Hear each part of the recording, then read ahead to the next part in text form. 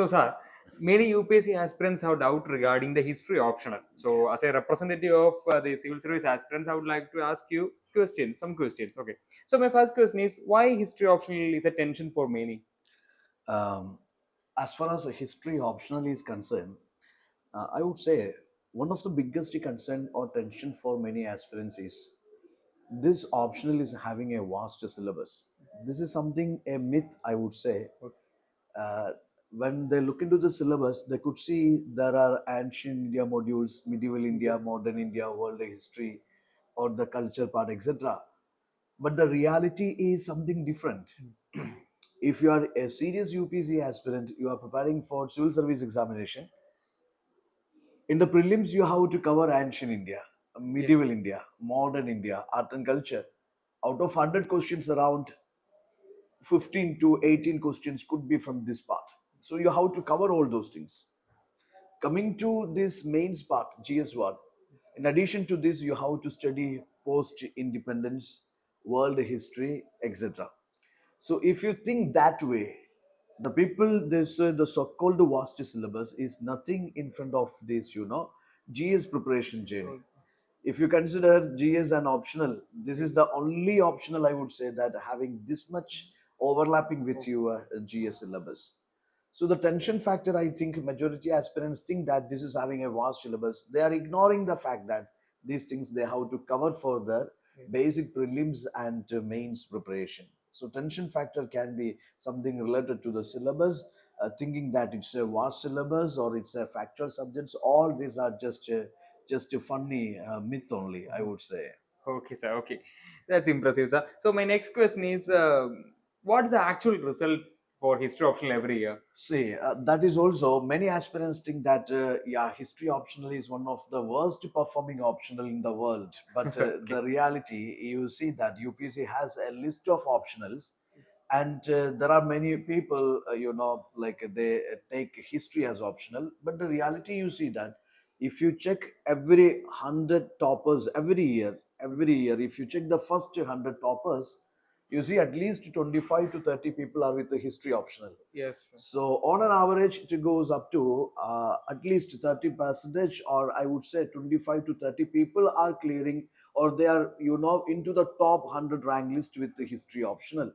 So I think this is one of the most sought after optional, and I would say one of the most scoring optional, or at least an optional which helps many aspirants to go to the top 100 rank list. Okay, sir. So my next question is, why to choose a coaching institute to study history optional? Is it necessary, sir? It is not necessary. I would say history optional if you prepare very systematically in a very organized way, doing justice to the paper one, paper two part. Even optional is not necessary. Okay. Optional is necessary for those aspirants. I mean, those who think that they themselves, alone cannot do justice to this. For example, you how to study, Yes. and what is the, what is with this optional is there are different sources. Okay. For example, coming to modern India, if you simply follow Biban Chandra, you cannot do justice to optional part of history. Yes, sir. You have to cover Biban Chandra, you have to cover Shekhar Bandobade, Plashi to Partition, you have to cover this IGNO MA material, Yes, sir. or you have to cover this BL Grover, Okay, that sir. new look at this modern history. Okay. So for modern India alone, I would say you will have to cover minimum 4 to 6 Okay. standard reference books. Okay. Similar way, if I go for ancient India, there is Ubender Singh, ancient and early medieval history by Ubender Singh. There is R.S. Sharma. Okay, different sources are there. Then this BA material. Or medieval India, there is Farooqi Salma, Irfan Habib, or Satish Chandra. Different sources are there also. So problem with mastering this world history, normal law, Jain and Madhur, Ranjan Chakravarti, multiple sources are there for world history. Coming to culture again, let's say A.L. Basham Wonder, that was India. Mm. If you read even 2 3 pages, you will go to like that Kumbhakarna sleep and all. Okay. It's not easy for aspirants too, because it's a research material. Okay, sir. So the problem with aspirants, or why someone should choose optional means, see, you can't prepare optional for 5 years. Okay. UPC gives you only 1 year. Yes. Within 1 year, you have to cover your optional syllabus. You have to do revisions and practices. Yes. Similar way, you have to do justice to all the 9 papers of mains and this paper 1 and paper 2 of prelims. So an integrated approach you must have. Okay, sir. So people who join optional, I would say that if you think you cannot do justice to all these things of this syllabus, ancient, medieval, modern world, and this not making revisions, practices, mentorships, feedbacks. If you feel that yes, you have to cover it in in a short span of time, you must do revisions and you must do practices of questions, previous year's questions and standard questions, and you must do justice to papers. If you feel like that, and it is in a very limited time you have to do all these things and do justice to your mains preparations, prelims preparation, that case you have to do optional. Okay. And I think that what an optional coaching can do to you is a good optional faculty or expert, they can give you an insight into what to do for your paper 1, paper 2 Okay, in sir. every areas, ancient, medieval, modern world areas, or how the questions demands are addressed, how they are structured, how the historiography is like incorporated, or how these like dynamic angles are brought into the conventional side. So these things are discussed, or these things are like clarified by an expert mentor. Mapping also 400, around 350 to 400 sites you have to cover to answer those 20 sites. Then historiography is not something like just the opinions of the historians. Mhm. You should have that analysis of how these things are, like sometimes these opinions are like contradictory, Mm. sometimes they are counterpoise, sometimes you may feel it is what kind of things these people are saying.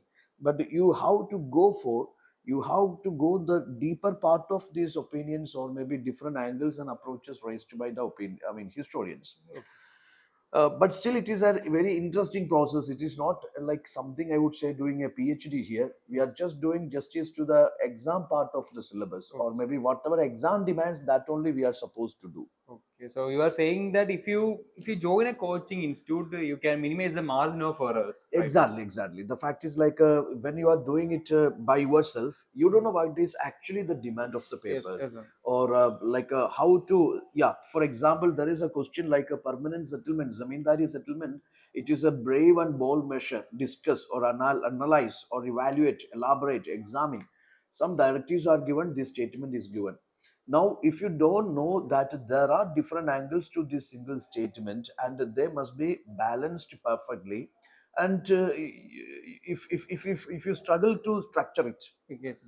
then you will find difficulty to score well in that particular exam part. Okay. So I would say that there are many things like even if it is content articulation, structuring, or it is bringing up an open-ended conclusions, or introducing an answer, or balancing different voices, opinions, or views, okay, and bringing an analysis of them.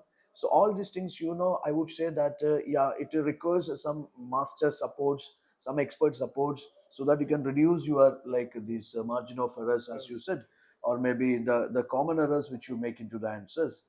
And if you simply copy cut paste the answers from the toppers, that will not work out here. That is Oh, again important. You go for the transcripts and simply blindly copy cut paste those answers into your paper, will not work out okay. here. Yes. Your personality should be reflected, Okay, sir. your analysis should be reflected. So that scenario, I would say, an expert mentorship, that will definitely help you. So many aspirants are skeptical that whether they can complete the syllabus on time. So what's your take on that, sir? See, as far as the completion of the syllabus is concerned, I would say, yeah, one must know the demand of the syllabus. If you check the last 10 years questions, if you analyze that trend of these papers for the last 10 years, you must know, or you should know that, yeah, there are some core areas Mm. which you should not skip. At the same time, there are some areas which could be skipped or maybe given less priority. So, understanding the element that where you have to prioritize, where you have to invest lesser time, that thing is very much important here. For example, coming to this modern India, British colonialism, or the impact and implications of British colonialism is a favorite area. Mm. Or there is like a nationalism, national movement, Gandhian phase, or these Indian responses to British rule. So there are certain core areas which you should not skip. Okay. At the same time, certain areas are there which is not that much important for UPSC. If you check the last 10 years or 15 years questions, so the fact is like this understanding is very much essential. Where to focus, where not to invest a lot of time. This understanding is very much essential. Okay. If you follow that, because we must understand that our purpose is not to become a PhD holder. Our purpose is to clear this exam. Okay. So we have to prepare this optional as per the exam demand. Demands. That understanding is very much essential. And if you follow that track, definitely you can complete the syllabus on time. Okay, sir.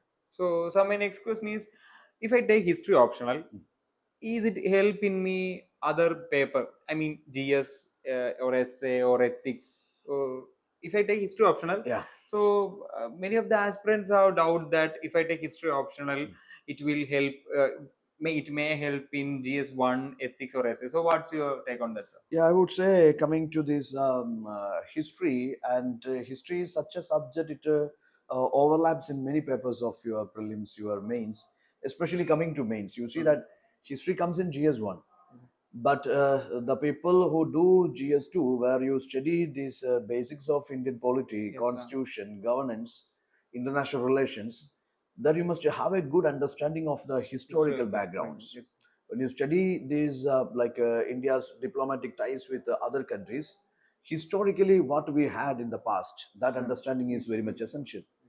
Similar way, when you go for Indian constitution or Indian parliamentary structure, the constitutional underpinnings, constitutional developments, you should have a good grip over that. Even GS3 economy or internal security, they're all, history demands, historical understanding, that is very much important in order to connect the dynamic with the conventional part. Similar way, going to GS4 ethics paper, of course, there are papers like modules like great thinkers, contributors, moral thinkers and philosophers, and their contributors. contributions. So, in this history part, when you study this world history and this Indian history, lots of thinkers, contributors being covered here. Yes, sir. Yes, sir. So that will definitely help you in your ethics paper. Ethics paper. Coming to essay also, you think about an essay, two topics you have to write.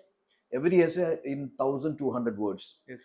And there, at least to one dimension, you have to bring from a historical perspective. Yes, sir. So any topics you write, there is like you can bring it from ancient history, modern history, post-independence, world history, culture part, different angles you can bring into your essay part. Yes, sir. So having a good mastery or a grip over this history will save you in different papers of your like mains GS papers. Yeah, of course, that's the biggest advantage of this history optional. Even prelims also, you see 100 questions, around 15 to 18 questions are from this history alone. Yes, okay. So it was a really engaging and informative session. So my last question is, why an aspirant choose Gallant to prepare their history optional?